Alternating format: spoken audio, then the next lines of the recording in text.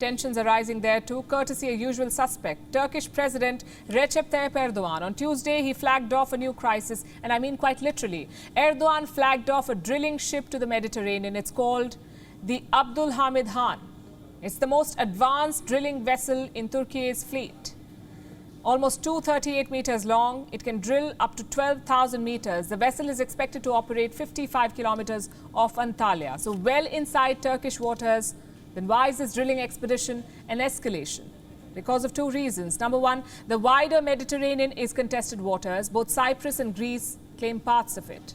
Now, in the past, Turkish vessels have stirred trouble by drilling off the Cyprus coast. The European Union sanctioned Turkiye for those missions. The fear is this could be a repeat. Erdogan's statements have only fueled those concerns. Listen to what he said. Our exploration and drilling in the Mediterranean is within our own sovereign dominion. We don't need to seek permission or ratification from anyone. Neither the puppets nor the ones who hold their strings will be able to prevent us from getting our rights in the Mediterranean. Reason number two, the timing of the drilling mission. It is the first since 2020. Back then, Erdogan sent a warship along with drilling vessels. Greece and Turkey came close to blows. That was 2020. The big issue is the islands in the Aegean Sea.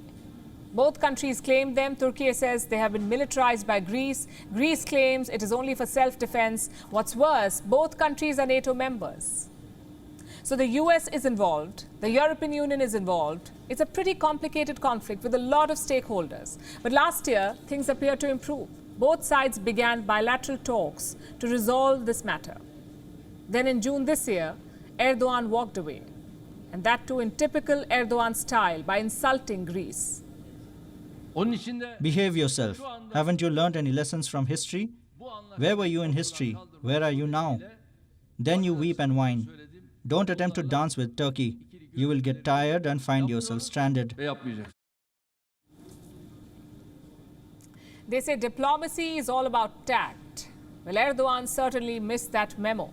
By flagging off this new drill mission, Turkey is once again raising tensions. The Greek government says they're monitoring the situation. One slight error, and there could be another standoff, a repeat of 2020. What is Erdogan gaining from this brinkmanship? What explains his sudden bravado? Well, we can think of two things. A, Turkey's energy needs.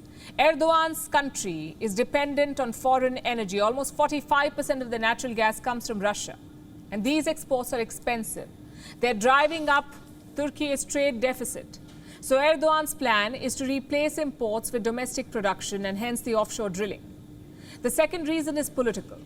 The global situation enables Erdogan to try out such risky operations. Why? Because the world needs him. World powers need him right now. Russia needs Turkey as leverage over the West, also to mediate in Ukraine. The West needs him to expand NATO, to grant memberships to Finland and Sweden. So Erdogan is basically milking the situation. For him, now is the time for political adventurism. And by the way, it's not limited to the Mediterranean. Erdogan is escalating things in the south as well. He's planning a military operation into Syria. The plan has three parts. One, drive Kurdish groups away from the border. Two, create a 30-kilometer safe zone. And three, resettle Syrian refugees in that safe zone.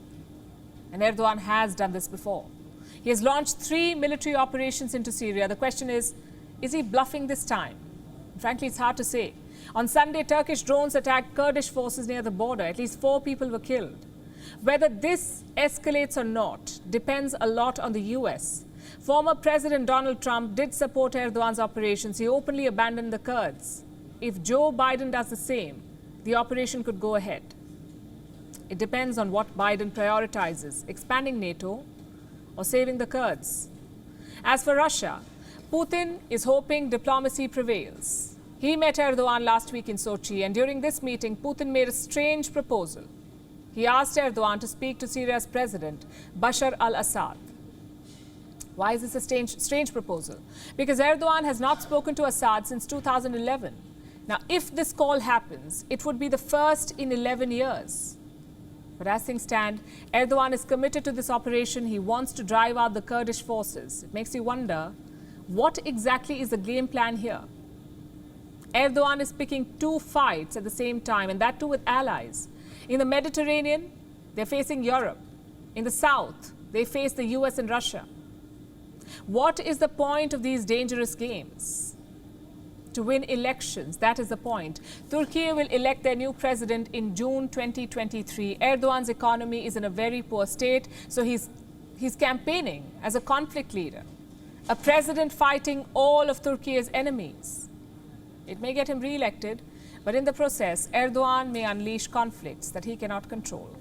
WION is now available in your country. Download the app now and get all the news on the move.